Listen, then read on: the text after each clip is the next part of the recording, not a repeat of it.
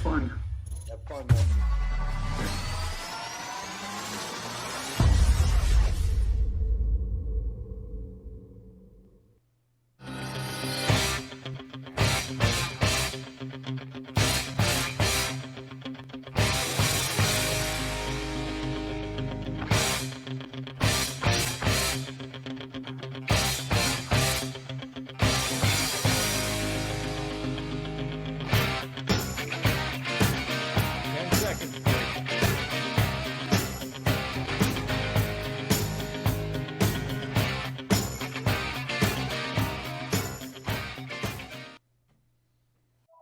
Hello and welcome to another edition of Sports Wrap. I am Frank Walsh along with my friend and co-host Michael Wigdor. And boy, do we have a lot of exciting things to talk about.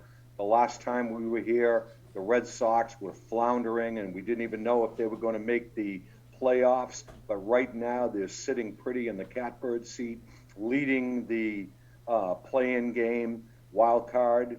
And also, we have the Patriots. They didn't get off to a good start last week, but this week they went in and showed that they are the Patriots. And it appears as though Matt, the quarterback, is a real deal. So, for the sake of time, Mikey, let's dive right into there. Where do you want to start, my friend? Yeah, let's just go right with the Patriots. Into that. I've been, watching the games and trying to see, if this guy is really the real deal. I think he is. I think he really is. It's like he does the play call, follows the play calls that Josh gives him, doesn't make mistakes. He brings them right down the field. He does whatever he can to help them score touchdowns or score points. And he doesn't make mistakes. There's no turnovers. There's no interceptions.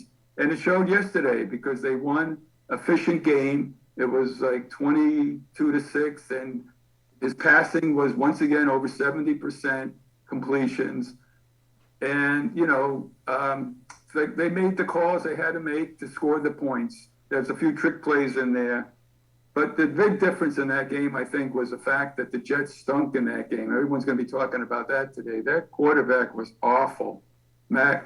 Zach Wilson, he was just threw two interceptions right off the bat that led to points, and it was all downhill for the Jets from there. So kudos to the Patriots for winning because this was a real must game, I think. They just don't want to start 0-2, and I think they got off to a great start. And now they got New Orleans coming in. I think they're going to win that game. I'm not impressed with their quarterback. Jameis Winston, he threw two interceptions yesterday. And so I think they need to be 2-1 before Brady comes in. And, God knows what's going to happen with him. He's just phenomenal. I think you hit the nail on the head. I think that, you used the word efficient. And I think that, really applies to him. He's not flashy. He's not flamboyant. No. He puts his head down. And it appears as though he really has the confidence to run the play. He doesn't get rattled. He follows the game plan. And, if we look realistically, they should be 2-0. If they didn't have that fumble in the first game, we would be good point. Oh, and that certainly was not Mac Jones's fault. No. He's very cool under pressure. I think the defensive line and the defense as a whole really stepped up yesterday. They were a little bit slippery in that first game, letting the Dolphins kind of control the game. But yesterday the defense stepped up.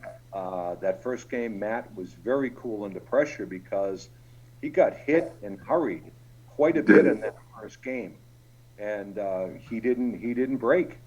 He stayed cool and calm.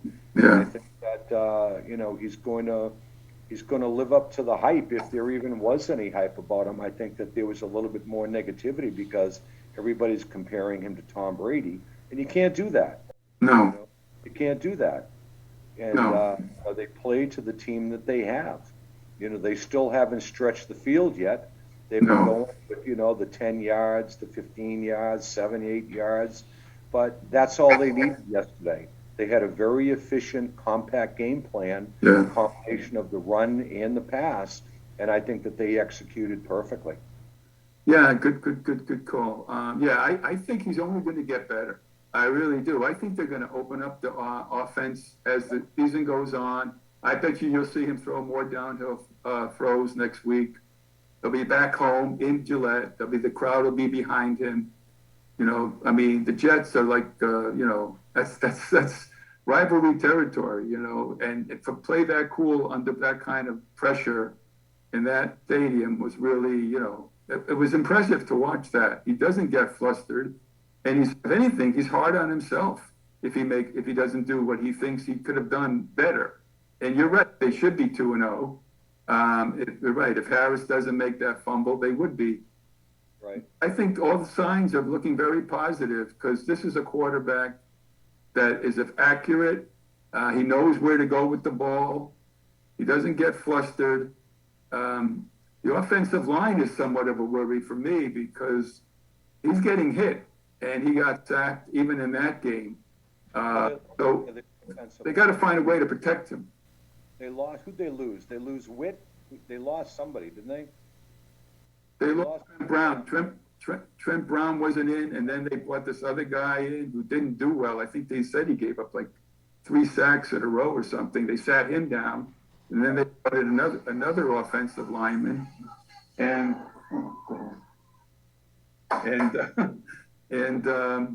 yeah, so he was getting hit, But the other thing that concerns me with this team, though, is the run defense because the Jets were gashing them yesterday. They were running through. They were getting like 7, 8, 9 yards. Right. And it was a good thing that, they try to make this quarterback on their side, win the game for them and make these great throws and, down the field or whatever. And he just couldn't do it. So, it is a concern going forward because we haven't been able to stop the run very well in the last 2 games. Right. Yeah. No, I agree. And, you could see the differences in the poise between the 2 quarterbacks. Exactly. Very composed. And yes. The other guy was just a couple of times those interceptions, he basically threw them up for grabs. That's right. I mean, I don't know if it was the first or the second one that he just threw it up there. And his receiver was probably 5 yards in front of the Patriots guy, and he overthrew him right in That's right. 40, I believe. And, I think that bodes very well because, the Patriots, are still, trying to get their arms around Mac Jones, what he can do. That's right. I think that he has passed the test in these 2 games. And I think that as time goes on, they are going to stretch the field, as we just said, because they do have some good downfield players. Yeah. And I just think that the game plan that they put together is probably designed around Mac Jones. They're not trying to give him too much too soon. Whereas I think some of these other coaches and other quarterbacks, they expect them to go out there and be Tom Brady, be Phillip Rivers, Yeah. And, I think that the difference is that Belichick realizes that there's a big difference in professional football versus college football. And I think that putting Mac into a professional football game plan, whereas the other coaches are kind of leaving wide open, almost like a college offense, where they can just do whatever they used to do. And they can't do it, obviously, because Mac Jones is I think there were 4 or 5 rookie quarterbacks in the league. Yeah. And Mac Jones head over heels above all of them. You're right. That's a really another good point. Yeah, he absolutely is. I mean, he's if you compare him to the other top quarterbacks in the league, like the kid from I can't think of his name for the Jaguars, was the #1 overall pick. He didn't have a good game yesterday. You're right. The other teams are relying on these guys to win games for them, and the Patriots are not doing that. They're giving Mac Jones what he can do, and it's not fair to compare him to Brady because he's not Brady, and he's not going to be Brady. And even Brady wasn't Brady when he first started out. He was a manager of a team. Right. Well, I don't like that comparisons at all, but I'm impressed with Mac Jones, and he wants to do well. He wants to do well. they're not asking him to do too much, and that's the difference, I think, between him and these other quarterbacks, like you said, that are asked to do way too much and win games when they're not ready to do it. Right. You And know? I think there could be an argument against Mac Jones being somewhat too hard on himself because I was happy yesterday when I saw them that when they scored one of the touchdowns, Mac went in there and he was jumping around and high-fiving and all of that stuff, whereas he didn't do much of that, if at all, in the first Yeah. game. Even when he scored his first touchdown, he would not accept the ball and said that, hey, it was only one touchdown, we're not winning the game. I think that may be a little bit too hard on himself because, that was a big milestone for him. And what's wrong if he celebrates? I don't mean, do cartwheels up and down the field, but at least accept the ball and say, hey, I'm here. This is my first touchdown. I'm going to treasure this rather than kind of poo-poo it. So maybe, hopefully over time, he'll become less hard on himself. I mean, I don't mean that, to stop demanding being good, but accept some of the fun that's in the game because it is a fun game. Yeah, I agree with you. Yeah, it was really surprising that he didn't accept the ball because I mean, what guy wouldn't do it? What kid wouldn't do it? I got my first touchdown pass, and why wouldn't he accept the ball? I don't get it. Yeah, exactly. In baseball, they do it all the time. Their first win, first home run. Right. That's part of the game. And Absolutely. no one is going to criticize him for that. I think part of it is that he's not used to losing because if you go back in his history, Wasn't he undefeated at Alabama in his last year? Weren't they undefeated? Undefeated, and he was like up for the Heisman Trophy, and he led, and then in high school, I think his senior year, he led the team to the state championship. So he's not used to losing, but I think he's realizing when I saw the post game that this is the NFL. It's much harder to win. Right. So I think he's trying to get into that, accepting that framework that he's in there now. And I think that ties back to what we said earlier about, Belichick recognizing the differences between a college game and a professional game. Right. That, you can't just throw him in there and expect him to do the same things because totally different game schemes. Certainly the talent level is much better. Right. And, it makes up the defense. You go back and look at his highlights. He had good receivers and, he was throwing great throws downfield. That's right. You can't do that in the pros. You just can't do that. And I think, again, I repeat myself, that's the difference between him and the other guys, the rookies, plus the game management by the coaches. They recognize that. And, we saw the results. Yeah. In fact, I mean, he threw one pass that, the receivers let him down too yesterday somewhat. Like Jonnu Smith, he had a pass right in the middle of the field, dropped it. And he could have, like they were saying, there was nobody in front of him. He could have ran it for a touchdown. Like if you throw that ball to Gronk, it's gone for a touchdown, So, the receivers are letting him down too somewhat, Yeah, I agree. It's going to be interesting, coming up because, there have been some surprises in the league. Not the Giants, but, Buffalo, who was expected by many of the pundits to win the division, they got croaked in their first game. And, so that was good for the Patriots. So I think it's going to be, it's going to be very interesting in the East this year, to see how it all plays out. Yeah, I agree. Should we segue to the Red Sox? Sox, why not? I mean, the last time we were here, we were getting ready to dig out the shovel and start burying them. I know. But, right. The Yankees were on a roll. I think the Yankees were in the middle of an 11-game win streak. Tampa was on a roll. But look what's happened in the division now with Toronto. I know. Toronto is unbelievably good. Yeah. So it's going to be an interesting run down the grape. But what we said, they're getting their players back. The law of averages were playing out. Some of these guys, Xander, Martinez, they were in a little slump the last time. They're coming around. But I think the unsung heroes of these teams are the lunch peel guys. Oh, yeah. Renfro, Schwarber, Yeah. And who's the other guy? The other outfielder. Verdugo. Verdugo. These guys coming through in the clutch. They're getting the big hits. Yeah. Devers is certainly Yeah. got a couple of little hiccups here and there. Their defense has improved. Well, it helps that they got it helps that they got Iglesias back. Yes. He's playing second base, so that kind of solidifies their defense at second. But forget the bullpen. Yeah, the bullpen's playing well. It also helps that they're playing the Orioles and they swept the Orioles, but it was a good sign that they beat Seattle 2 out of 3.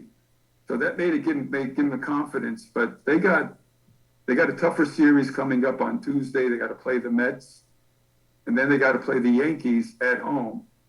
But I still think that they're in the driver's seat, because if you look at the schedule for these other teams, if the Red Sox can keep the momentum going and keep winning, they both end up playing each other. The Tampa plays Toronto and the Yankees, I think. Toronto plays, the Rays, and they're all playing the heavyweight teams. And at the end of the season, we play Baltimore and the Nationals.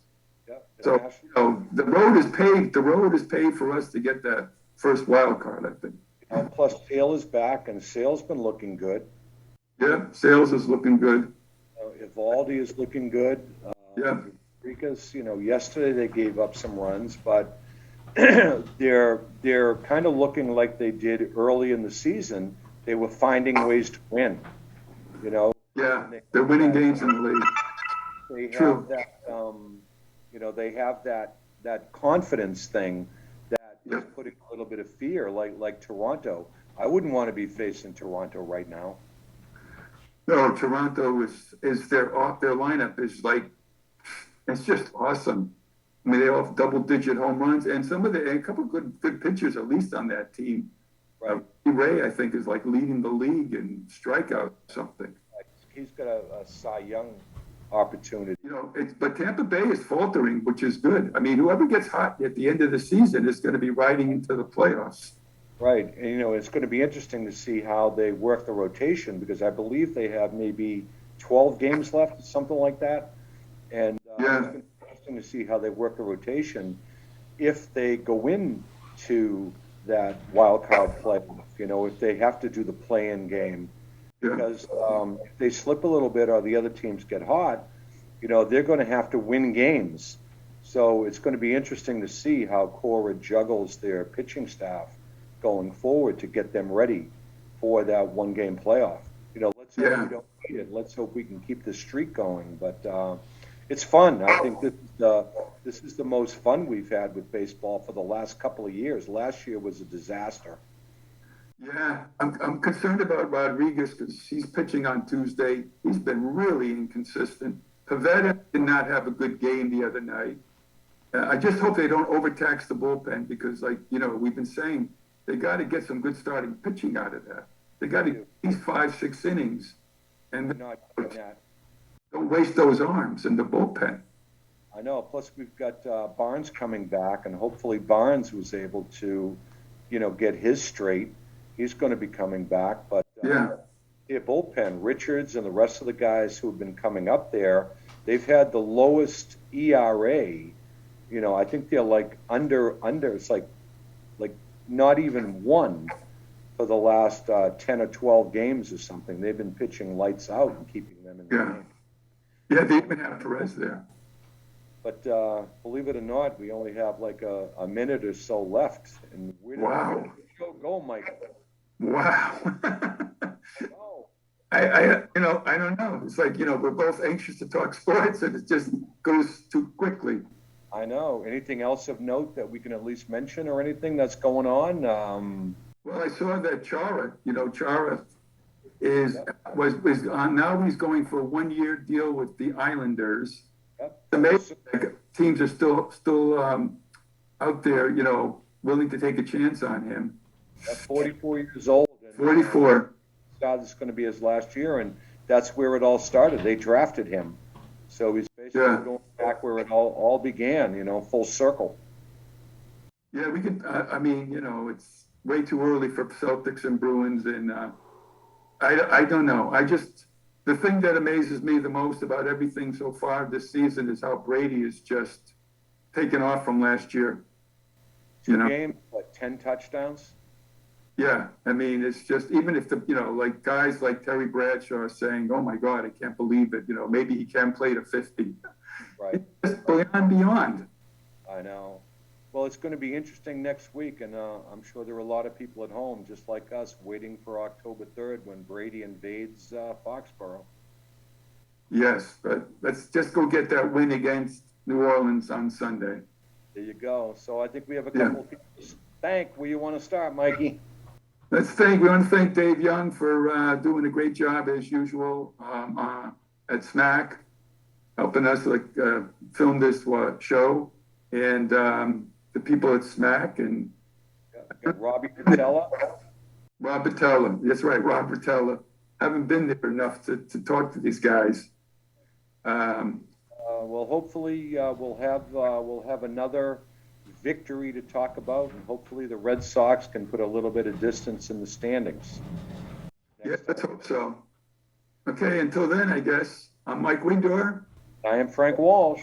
We will see you down the road.